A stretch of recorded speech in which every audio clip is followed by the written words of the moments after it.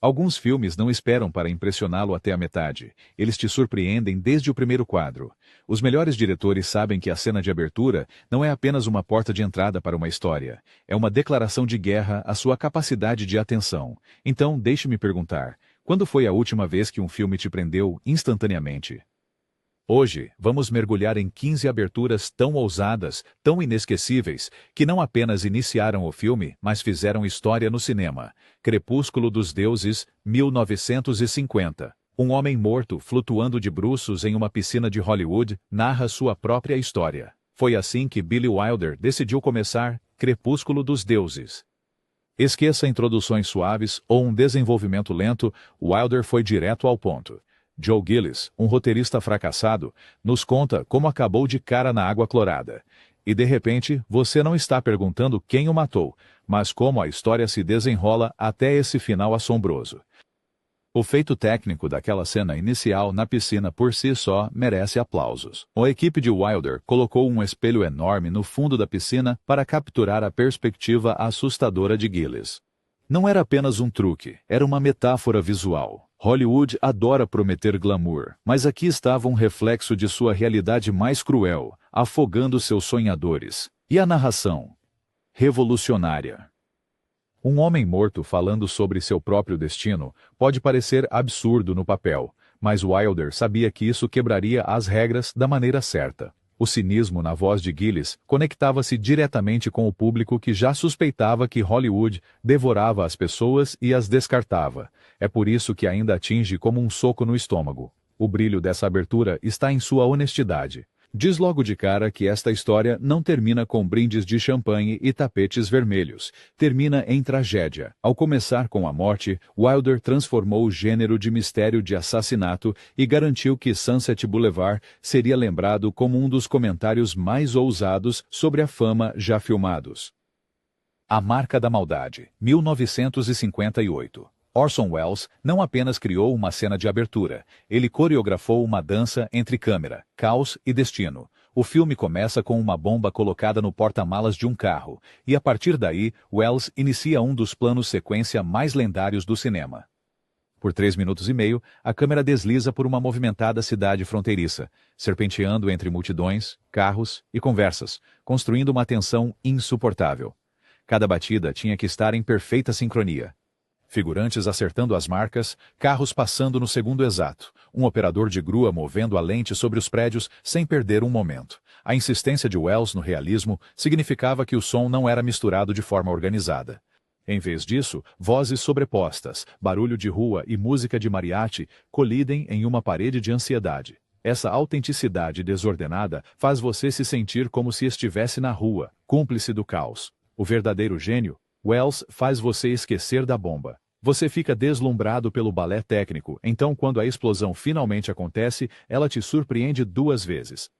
Primeiro, pela violência, e segundo, porque você esqueceu que estava assistindo a uma bomba relógio. Os estúdios odiaram isso. Executivos imploraram para que ele cortasse a cena, preocupados que o público ficasse confuso. Welles manteve sua posição. Hoje, diretores como Scorsese e De Palma apontam isso como um ponto de virada no cinema. Provou que cenas de abertura podem ser tanto maravilhas técnicas quanto potências narrativas. O que torna A Marca da Maldade inesquecível não é apenas a explosão, é aquele sentimento de apreensão que Welles tece em cada segundo. Desde o início, ele ensina que, neste mundo, o comum pode explodir sem aviso. Psicose, 1960. Alfred Hitchcock abriu Psicose não com sangue, não com gritos, mas com um engano silencioso. Uma legenda austera na tela define o tom. Phoenix, Arizona, sexta-feira, 11 de dezembro, 2h43 da tarde.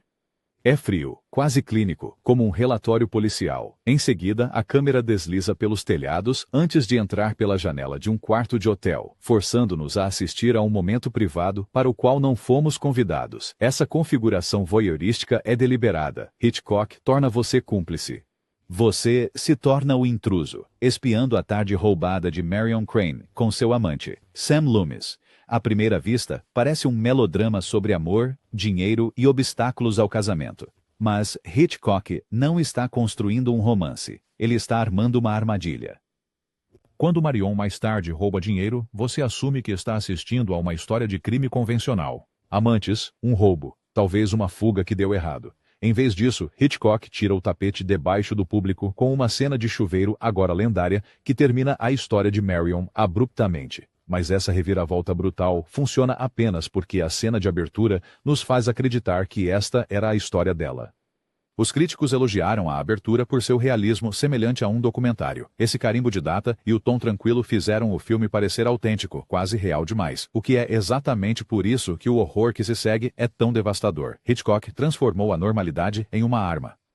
A genialidade da abertura de Psicose está em sua desorientação. Não grita horror para você, sussurra. Esta é apenas mais uma história humana. E então, quando a faca finalmente desce mais tarde, você percebe que Hitchcock te enganou desde o início. Lawrence da Arábia, 1962. Imagine ir a um cinema esperando épicos no deserto, e em vez disso, o filme começa com um acidente de moto em uma tranquila estrada inglesa. Foi exatamente assim que David Lean escolheu começar Lawrence da Arábia. Sem areias douradas, sem grandes batalhas, apenas a morte abrupta e nada glamourosa de Lawrence. O acidente acontece rapidamente, quase sem cerimônia. Sem música grandiosa, sem dramatismo prolongado. Apenas o silêncio duro de um homem perdendo o controle de sua moto. A partir daí, cortamos para o serviço memorial de Lawrence, onde colegas discutem sobre quem ele realmente era, gênio ou fraude, herói ou autopromotor. Antes mesmo de vermos suas aventuras, seu legado já é contestado. Esse é o truque. Ao despir Lawrence de sua aura mítica logo no início, Lean nos força a questionar tudo o que estamos prestes a ver. Estamos assistindo à verdade.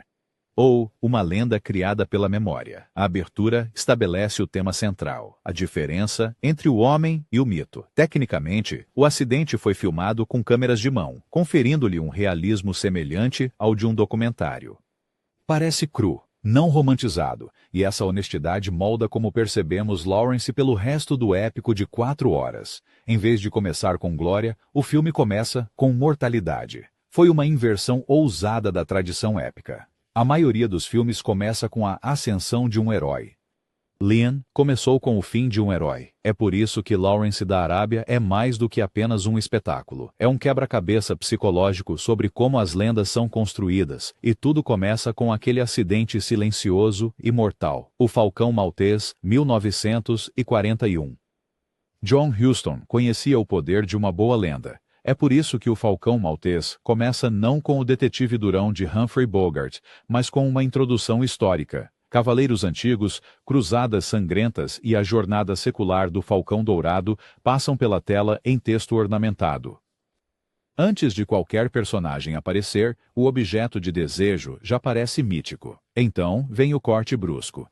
De repente, estamos olhando para o nome Spade and Archer, pintado em uma porta de vidro de escritório. Dentro, Sam Spade de Bogart enrola um cigarro casualmente. Assim, Huston quebra a ilusão de grandeza com a aspereza cheia de fumaça da vida de um detetive moderno. Essa mudança brusca de uma lenda grandiosa para o cinismo cotidiano estabelece a tensão central do filme, um objeto glamouroso que transforma homens comuns em conspiradores, mentirosos e assassinos. O Falcão não é mais apenas um adereço. É um símbolo de obsessão poderoso o suficiente para distorcer a realidade. A abertura de Huston serviu a 2 propósitos. Primeiro, educou o público que não tinha lido o romance de Dashiell Hammett. Segundo, elevou o MacGuffin a algo maior do que um tesouro. Quando descobrimos que o Falcão é falso, a traição dói, porque também fomos envolvidos pelo seu mito. Historiadores de cinema acreditam esta abertura como um modelo para a narrativa moderna. Pense em Os Caçadores da Arca Perdida, com seus artefatos, ou na maleta brilhante de Tarantino em Pulp Fiction. Todos eles remontam à decisão de Huston de começar com a lenda. O gênio da abertura de O Falcão Maltês está em como ela nos manipula. Queremos acreditar na grandeza do passado, apenas para sermos arrastados de volta para a fumaça e as sombras do presente. Intriga Internacional, 1959. Antes de Cary Grant correr pelos campos de milho, desviando-se de pulverizadores, Intriga Internacional já havia cativado o público com uma sequência de abertura que parecia viva. Projetados por Saul Bass, os créditos não apenas aparecem na tela. Eles se movem, disparando e deslizando por uma grade verde brilhante, como se estivessem tentando escapar.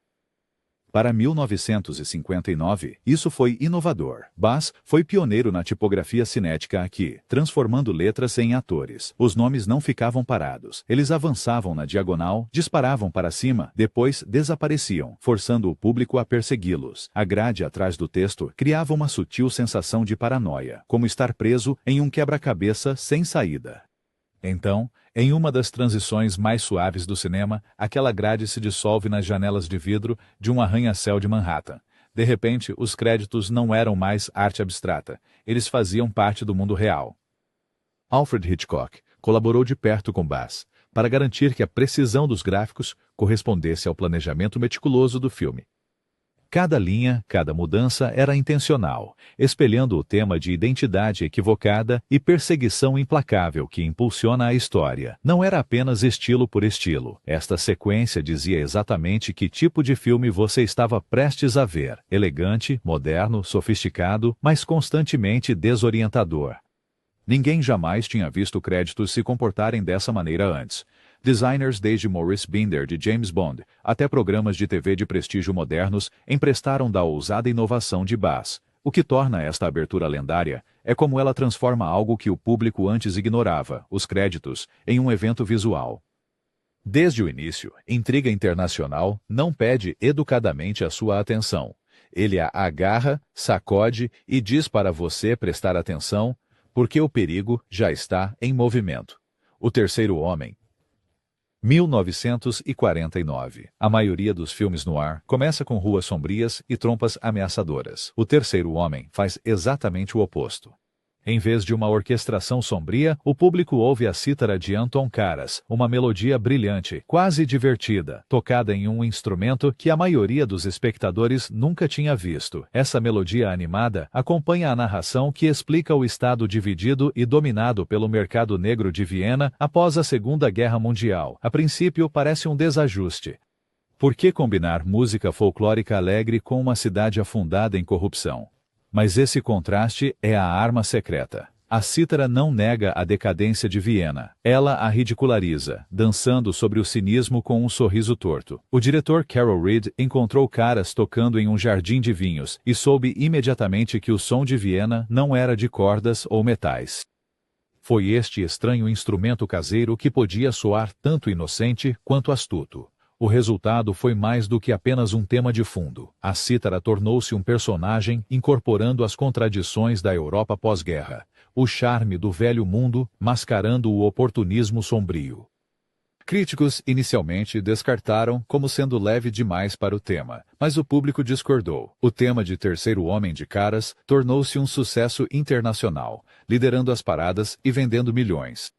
A abertura, com sua trilha sonora inusitada e narração astuta, anuncia que este não é um noir convencional. É uma história onde a corrupção usa um sorriso, onde o perigo espreita sob fachadas alegres. Ao ousar subverter expectativas, Reed não apenas cativou seu público, ele redefiniu como o noir poderia soar. É por isso que essa abertura ainda ressoa. É a prova de que quebrar as regras muitas vezes cria a magia cinematográfica mais duradoura. Goldfinger, 1964. Os filmes de James Bond são famosos por suas aberturas chamativas, mas foi Goldfinger que aperfeiçoou a fórmula. Antes mesmo dos créditos começarem, o Bond de Sean Connery já está no meio de um minifilme, infiltrando-se em um complexo inimigo, provocando uma explosão.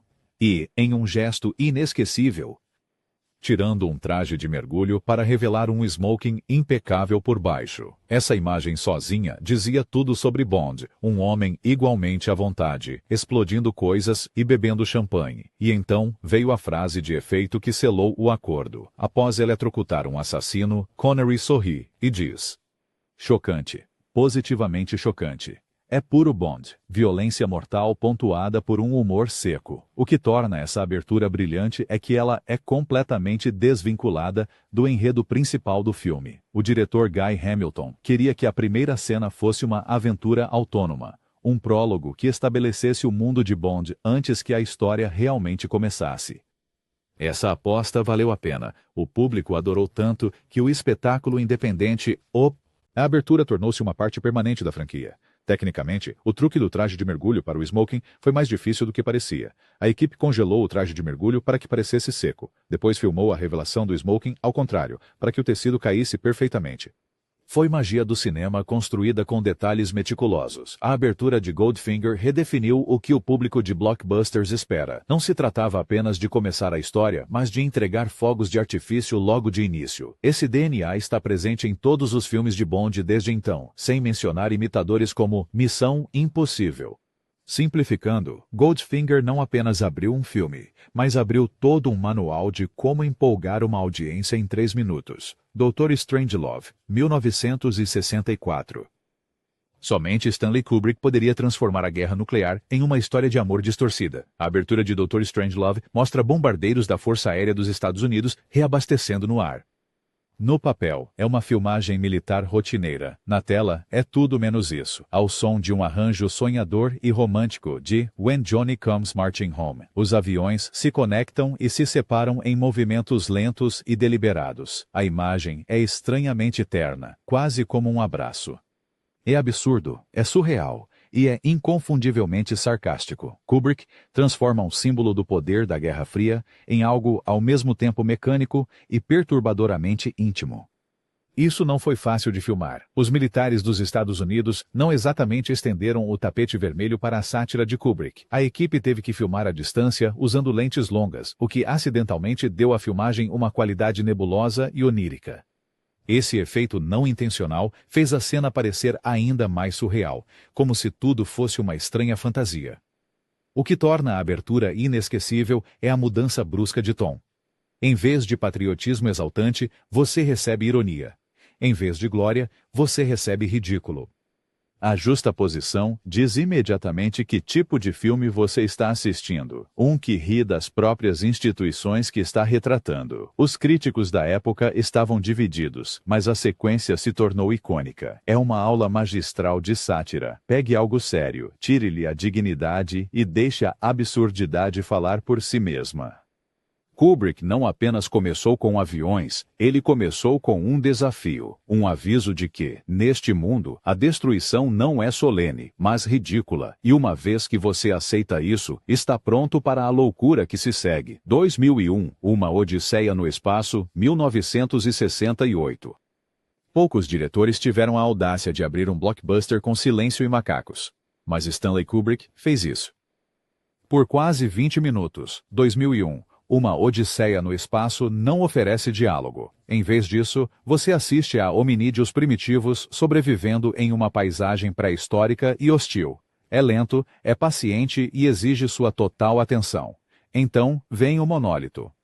Um retângulo preto e elegante aparece entre as rochas, alienígena e perfeito em sua geometria.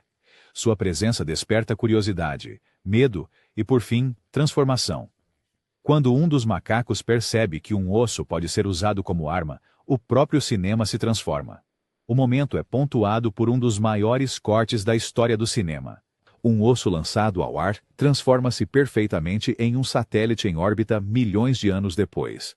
Nesse único corte, Kubrick comprimiu toda a história do progresso humano, de ferramentas primitivas à tecnologia espacial. Sem exposição, sem diálogo, apenas pura narrativa visual.